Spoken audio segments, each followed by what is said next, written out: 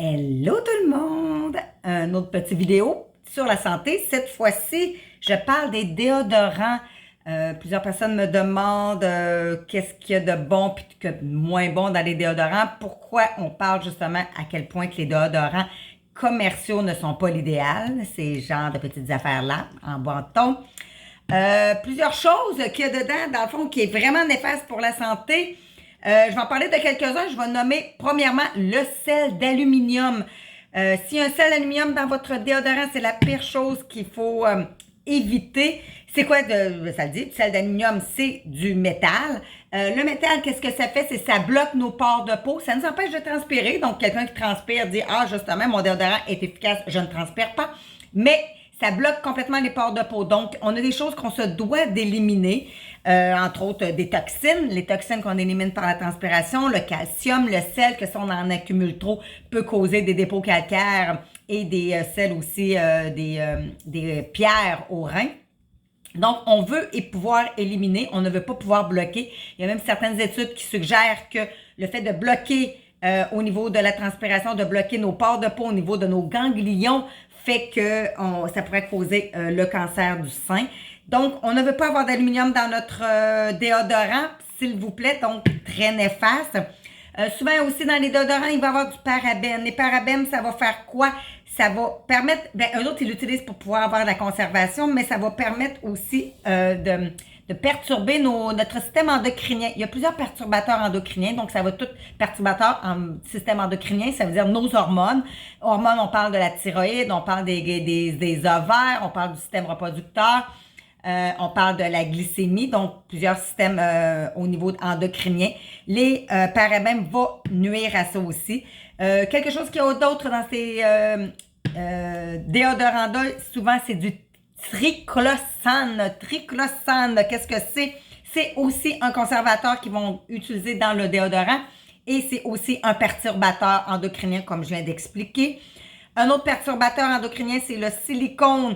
On va utiliser du silicone dans le déodorant. Pourquoi? Parce que ça donne un petit côté velouté normalement au déodorant. Donc, on aime ça, c'est doux, c'est confortable. Par contre, c'est aussi un perturbateur endocrinien. Il faut dire aussi, le silicone étant du plastique, on se met des particules de plastique sur le corps, qui n'est pas bon non plus pour l'environnement, qui est très polluant. Un autre produit qu'on utilise souvent dans des déodorants commerciaux, qui est le propylène glycol. Beau petit nom, propylène glycol, qui est un composé chimique. On en utilise d'ailleurs dans des peintures, dans de la peinture, dans des dissolvants. C'est très irritant et beaucoup de personnes vont avoir des réactions allergiques causées par le propylène glycol. Et il pourrait avoir une toxicité. Donc, on ne devrait pas en consommer ou en utiliser, parce qu'on sentait que quand on utilise ça sous le bras, ça s'en va dans notre sang. On ne devrait pas en utiliser régulièrement. On parle qu'un déodorant qu'on met sous notre bras à tous les jours.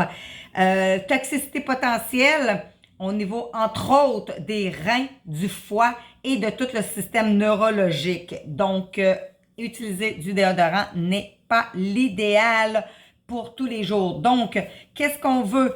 On veut utiliser quelque chose qui est un peu plus naturel. Moi, je m'en fais un, qui est un déodorant que je me fais naturellement, qui est facile à faire, que j'applique sous mes aisselles. C'est une recette des mauvaises herbes.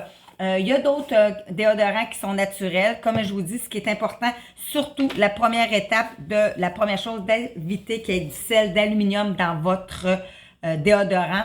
Sinon, d'avoir des produits naturellement naturels.